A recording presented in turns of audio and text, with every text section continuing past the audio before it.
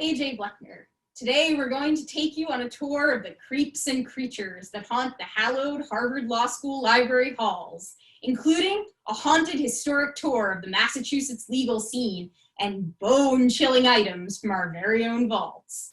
Much of the content on the tour today is not suitable for children and includes descriptions and images of gore and violence, so now's the time to cover little ears and escape while there's still time.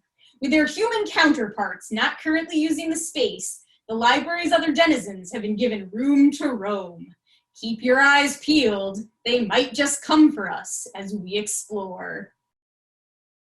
As you enter the library, a large statue of Justice Joseph Story greets you. Many people know of his history as a Harvard Law School professor and Supreme Court justice. In fact, he donated his own books to help create the library's collection. What most people don't know about this statue is that before being gifted to the law school, it previously sat for decades in the Mount Auburn Cemetery in Cambridge, where Story is buried. Story's son, William Wetmore Story, was the sculptor. Law students passing in and out of Langdale Hall often rubbed Story's foot for good luck before exams.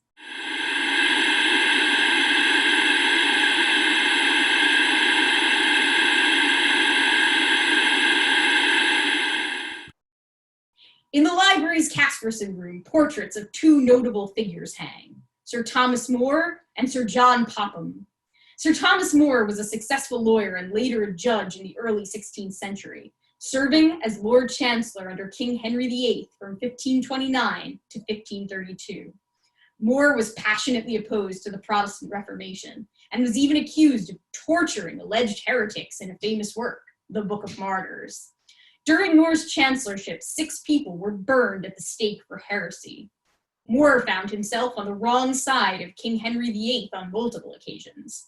He was originally arrested for treason on 3 counts: malicious silence, malicious conspiracy, and malicious acts, and was imprisoned in the Tower of London. He was tried, convicted, and executed by decapitation in 1535. Sir John Popham served as the Speaker of the House of Commons, Attorney General, and finally Lord Chief Justice of England from 1592 to 1607. He was involved in many famous and gruesome trials, including Mary Queen of Scots and Guy Fawkes. The Gunpowder Plot was a 1605 conspiracy of 13 men, including Guy Fawkes, to kill King James I.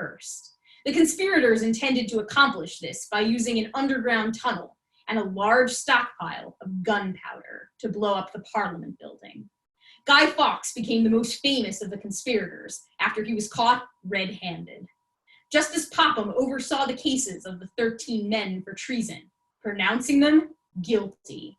Their sentences were brutal, including being drawn by horses, castrated, disemboweled, quartered, decapitated, and put on display for carrion birds, among other gruesome things.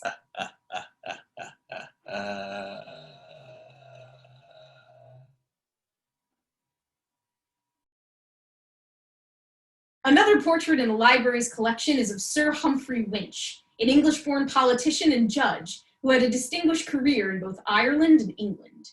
Winch's illustrious reputation was dealt a serious blow by his conduct in England in 1616. 15 women had been charged with witchcraft on the sole evidence of a young boy who claimed that he had been tormented by them. The judges, Winch and Randolph Crewe, believed the boy a credible witness. 9 of the 15 defendants were condemned and hanged. A month after the hangings, King James I visited. The king had a keen interest in witchcraft and could be quite skeptical about individual cases of supernatural activity. He examined the boy and promptly declared him a fraud. In 1616, Sir Humphrey Winch and Randolph Crewe fell into deserved disgrace, becoming characters in a brutally mocking play by Ben Jonson, The Devil is an Ass. I'm Karen Beck. Welcome to Historical and Special Collections, or HSC, where many ghostly treasures await you, including an account of the trial of accused witch Jane Wenham. In 1712, she was one of the last people in England to be convicted of witchcraft after failing to recite the Lord's Prayer without stumbling. Fortunately, her conviction was set aside and she lived until 1730. Other trial accounts in our collection tell the story of Albert Tyrrell and Maria Bickford. In 1846, Tyrrell abandoned his wife to be with Bickford. Early one morning after a raucous night, Bickford was found brutally murdered in her bed. Her throat slit from ear to ear with a razor, the building set aflame. Tyrrell fled the scene, but was caught 2 months later and returned to Boston for trial. Rufus Choate, who had attended Harvard Law School in 1820, took the case. He argued that Tyrrell, a sleepwalker, may have committed the heinous crime while in a trance under the insanity of sleep. The jury acquitted Tyrrell of both the murder and the arson, making this the first effective use of the sleepwalking defense. You can learn all about the circumstances of the case in our trials collection and visit Rufus Choate's portrait outside the Historical and Special Collections reading room. HSC has a fascinating collection of English crime and execution broadsides, gruesomely known as dying speeches. We have nearly 600 broadsides, which resemble small posters. They were distributed as cheap souvenirs at public executions in 18th and 19th century Britain. Here are a few of our most gory specimens. You can see the entire collection online. The broadsides are used in Harvard Law School classes and are popular with scholars the world over. People study them for insights into the legal world, gender relations, the popular press, studies of art and printing, and even poetry and musicology. Last but not least, feast your eyes on the hairy hand. Historical and Special Collections has not one, but 2 hairy hand models in our collection. There's a famous contracts case, Hawkins versus McGee, decided in 1929. 11-year-old George Hawkins's hand was scarred in 1922 from contact with an electrical wire.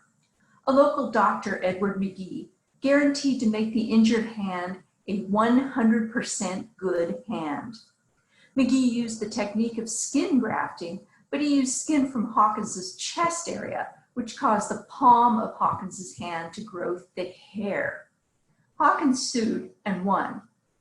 On appeal, the New Hampshire Supreme Court held that the amount of damages awarded to Hawkins should be equal to the difference between the value of what Hawkins was promised to receive, a 100% good hand, and what he in fact received, a hairy palm. This is known as expectation damages. Both of our hairy hand replicas were gifts from grateful 1L contracts classes to Professor Clark Buys, which he donated to the library along with his papers when he died in 2007.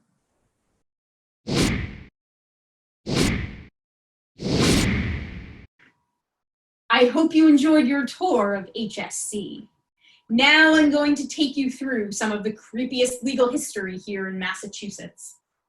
3 centuries ago, many of Harvard's affiliates were involved in the Salem witch trials, acting as judges, advocates, activists, and victims. According to Kenneth Bressler, in his book, The Witch Trial Trail of Boston and the Harvard Witch Walk, the witchcraft hysteria had its origin in the house of Salem Village's minister. On May 27, 1692, the Massachusetts new governor, William Phips, created a special temporary court of 9 judges to hear the witchcraft cases. None had formal legal training. Within 5 months, 18 people had been executed for witchcraft, and over 100 were imprisoned. On October 29, 1692, Governor Phips disbanded the special temporary court. By the end of November, the Massachusetts legislature created a new permanent tribunal of 10 judges. 6 were Harvard affiliates, and 4 had served on the earlier court. By May 1693, all witchcraft prisoners were released and pardoned. However, during the hysteria, 20 people had been executed, 14 women and 6 men. Of the 150 people imprisoned for alleged witchcraft, 8 had died. The then president of Harvard is credited with helping turn public opinion against the witch trials. His successor helped witchcraft prisoners escape from jail. A resolution was passed in 1711, recognizing that the witchcraft defendants may have been illegally tried, convicted, and sentenced by a possibly illegal court. It is a continuing controversy whether the legislature or the governor who created the witchcraft court had the power to do so. Haven't had enough of Harvard's haunted history? Check out The Ghosts of Cambridge, Haunts of Harvard Square and Beyond by Sam Baltrusis.